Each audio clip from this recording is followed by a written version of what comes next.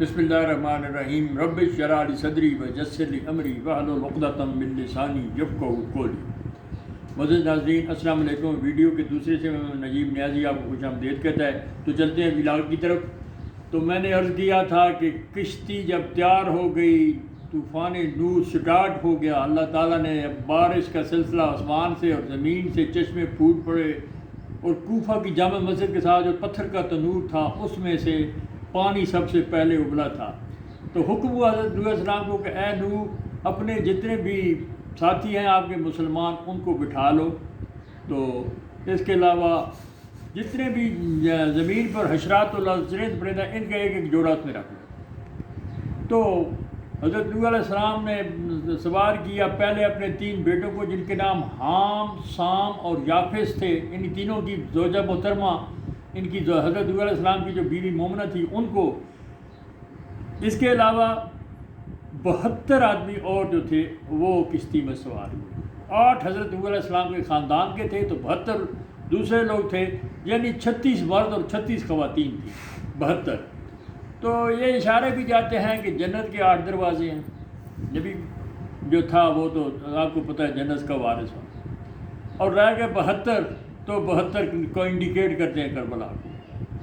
خیر سوار ہو گئے۔ جب سوار ہوئے تو سواری اس طرح کی گئی کہ کشتی کے پہلے حصے میں ہوں گے جانور، چوپائے، چرند پرند، حشرات الارض۔ دوسرے حصے میں اوپر والی منزل میں انسان ہوں گے، اور سب سے آخری میں اوپر والی منزل میں پرندے ہوں گے۔ تو سب سے پہلے پرندوں میں اپنا طوطا جو ہے وہ اس کشتی میں سوار ہوا۔ اور یہ بتا دوں آپ کو، یہ کوئی ٹائٹینک نما جہاز تھا، بہت بڑا جہاز تھا، جو 330 گز لمبا تھا اور 50 گز، یعنی کہ 990 فٹ اور 150 فٹ چوڑائی تھی اس کی۔ تو پہلے طوطا اس میں سوار ہوا، اور سب سے آخر میں گدھا۔ تو ہر چیز ایسا ایسا سوار ہو رہی تھی۔ تو جب سانپ اور بچھو کا ٹائم آیا تو حضرت نوح علیہ السلام نے ان کو روک دیا کہ آپ نہیں جا سکتے۔ تو انہوں نے کہا کہ اے نوح، اب ہمیں جانے کی اجازت ہے، ہماری نسل تباہ نہ کریں، ہمیں بھی اللہ نے پیدا کیا ہے۔ انہوں نے کہا یار تم جا کر نقصان پہنچاؤ گے ہر چیز۔ انہوں نے کہا جی جو آپ آئندہ کے بعد جو بھی ہے کہ جو آدمی اگر کہہ دے گا کہ سلام علی نوح فی العالمین، تو اس کو ہم کچھ بھی نہیں کہیں۔ آج بھی یہی کلیہ چل رہا ہے، قرآن پاک کی آیت میں بھی آتا ہے سلام علی نوح فی العالمین، کہ جو آدمی پڑھ دیتا ہے اس کو کوئی زہریلا اظہار و ساقیدہ نقصان نہیں پہنچا سکتا۔ بہرحال آخر میں گدھا چڑھ رہا تھا، تو گدھا کے چڑھتے ہوئے شیطان نے اس کی دم کو پیچھے سے پکڑ لیا۔ شیطان نے جب دم کو پکڑا تو گدھا آگے کھینچا جا رہا تھا، گدھا نہیں آتا تھا پیچھے۔ حضرت نوح علیہ السلام نے کہا او جو آ جا، آج اگر تیرے ساتھ شیطان بھی ہے تو تو اندر آ جا۔ جب یہ بات کی تو گدھا آگے چلا گیا، کیونکہ اس کے دم کو پیچھے سے کھینچا ہوا تھا۔ تو حضرت نوح علیہ السلام نے شیطان کو دیکھا، اس نے کہا تم نے کیوں قدم رکھا ہے اس میں؟ تو اس نے کہا جی دیکھیں بات یہ ہے کہ مجھے آپ نے خود فرمایا گدھے کو آ جا، بے شک تیرے ساتھ شیطان بھی ہے۔ شیطان اسی کے ساتھ کھڑا تھا، میں اندر آ گیا ہوں۔ یوں شیطان بھی اس کشتی میں سوار ہو گیا۔ مجھ پر کئی دوستوں نے سوال کیا کہ یار طوفان نوح میں سب مشرک غرق ہو گئے، لیکن یہ شیطان کیسے بچ گیا؟ تو اس کی 2 وجوہات ہیں۔ ایک وجہ تو جو میں نے آپ کو بتا دیا تھا، دوسری وجہ سب سے بڑھیا ہے کہ وہ اللہ تعالیٰ سے گارنٹی لے کر آیا تھا قیامت تک زندہ رہنے کی اور مخلوق خدا کو بہکانے کی، وہ بھی سوار ہو گیا۔ اس کے بعد سفینہ جی وہاں سے چل پڑا۔ جب تیرنا شروع ہوا اس دن 10 رجب تھی، اور دن غالباً اتفاق با اتفاق جمعے کا تھا۔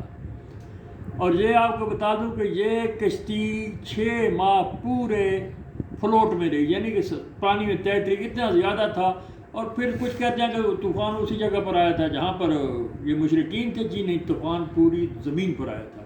آج میں میاں والی میں بیٹھا ہوں، میں بھی یہاں پر اپنے علاقے میں کالا باغ سائڈ پر ہمارے پہاڑ ہیں، تو وہاں سے ایک دوست سے پوچھا تھا یہ پہاڑوں پر نشان کس کے ہیں؟ تو اس نے کہا جی یہ کسی زمانے میں جہاں سمندر آیا، سمندر نہیں رہا، وہ اصل میں بات ہے کہ طوفان نوح آیا تھا، پوری روئے زمین پر آیا تھا۔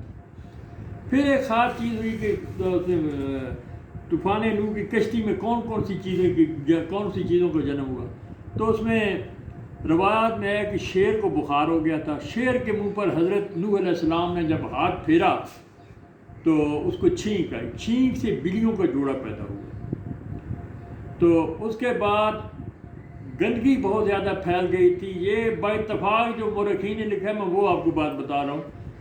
گندگی زیادہ پھیل گئی تھی تو اللہ سے فریاد کی حضرت نوح علیہ السلام نے کہ یا اللہ کیا کریں, گند تعفن پھیل رہا ہے. تو اللہ نے فرمایا کہ اے نوح ہاتھی کی دم کو پکڑ. ہاتھی کی دم کو پکڑا تو اس میں سے سور اور سور ان کے جوڑا پیدا ہوا. یہ پیدا ہو کے یہ انہوں نے جو بھی گند فضلہ تھا سب کھانا شروع کر دیا. اسی لیے خنزیر کو نجس کہا گیا ہے. انہوں نے کہا تو خنزیر اور خنزیرنی نے سارے اس کو گند کو کھانا شروع کر دیا.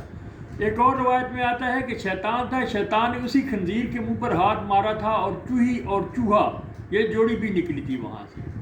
اس کے علاوہ حکم یہ تھا کہ کوئی نر اپنی مادہ کے پاس نہیں جائے گا بشمول انسان. اس نے کتے نے خلاف ورزی کی, اس کو سزا کے طور پر میں تفصیل نہیں بتانا چاہتا اس کے ساتھ کیا ہوا.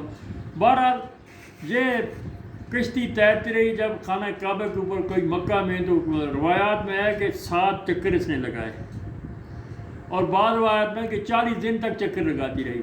بہرحال طوفان جب تھم گیا, اس میں حضرت نوح علیہ السلام کا ایک بیٹا تھا جس کا نام تھا یام اور اس کو کنان بھی کہتے تھے. کنان مشرک تھا, اس کی والدہ بھی مشرکہ تھی.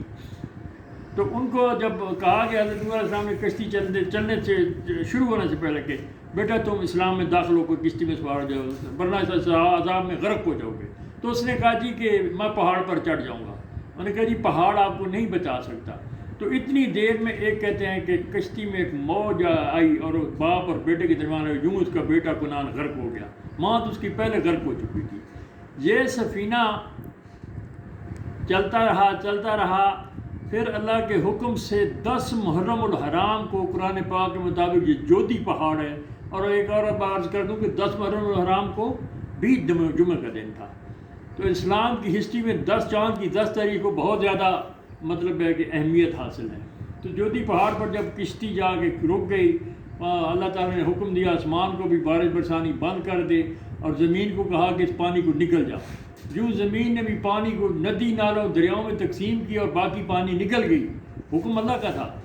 تو اس کے بعد پھر روایات میں آتا ہے کہ اللہ تعالیٰ نے کوے کو حکم دیا کہ جاؤ چیک کر کے ہو کہ زمین جو ہے وہ خشک ہوئی ہے یا نہیں.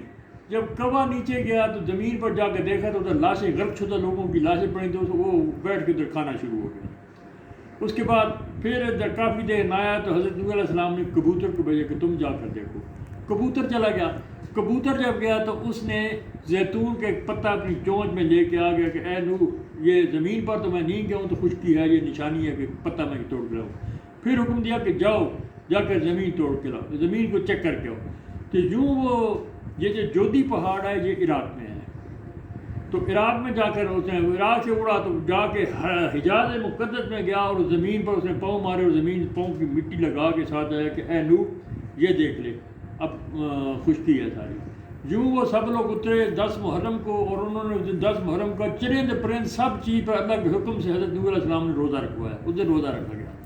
پھر وہ 80 لوگوں کی بستی بنی جس کا نام سمانین رکھا گیا. سمانین کہتے ہیں 80 کو, عربی میں 80 کو کہتے ہیں سمانین. اور یوں حضرت نوح علیہ السلام نے دوبارہ توحید اور رسالت کی تبلیغ فرمائی. بہرحال وہی لوگ تھے, اس لیے حضرت نوح علیہ السلام کو آدم ثانی بھی کہا جاتا ہے کہ انسانیت کی جو باقی نسل ہے وہاں سے چلی. ان کے تھے 3 بیٹے. حام جو تھا اس کی نسل ہے قبطی, سوڈانی اور بربر ہے. شام کی نسل جو ہے عرب, فارسی اور رومی آتے ہیں ان میں. یہ حضرت ابراہیم علیہ السلام بھی سامی تھے. تمام پیغمبران علیہ السلام حضرت شام کی نسل سے ہیں. اور جو یافس تھا اس کی نسل سے یہ کچھ رشین ہیں اور اس کے علاوہ یاجوج ماجوج جو ایک پہاڑوں میں قید پڑیا وہ اس کی یافس کی اولاد ہے. تو حضرت نوح علیہ السلام نے بیٹوں کو جب ریلت کا وقت قریب آیا تو بیٹوں کو کہا بیٹا میری بات سن. اس وقت ان کے بیٹوں نے کہا بیٹا اللہ کے سوا کسی کو شریک مت ٹھہرانا اور لا الہ الا اللہ کا ذکر جاری رکھنا, کیونکہ دنیا ساتوں زمین و آسمان اور دنیا کی تمام چیزیں ایک پلڑے میں ڈال دو, دوسرے پلڑے میں لا الہ الا اللہ ڈالو تو یہ بھاری ہے ان سب پر. اور دوسرا کہا کہ سبحان اللہ و بحمدہ یہ پڑھا کرو, اس سے رزق میں اضافہ ہوگا.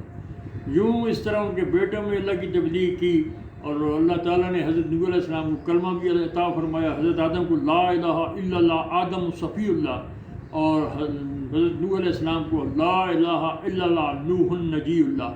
اور یوں 950 سال کی تبلیغ کے بعد آپ نے رحلت فرمائی. مورخین کا آپ کی عمر میں اختلاف ہے، لیکن ایک بات ہے کہ 1000 سال سے زیادہ آپ کی عمر ہے، یہ تو باتفاق ہے.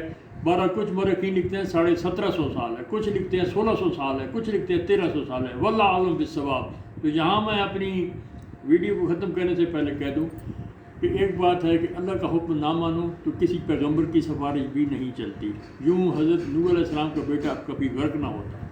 اللہ کا حکم مانیں گے تو سب بات ہوگی. یہ اس ویڈیو کا پیغام ہے. کوئی آپ کو سفارشی چھڑانے والا نہیں ہے. السلام علیکم.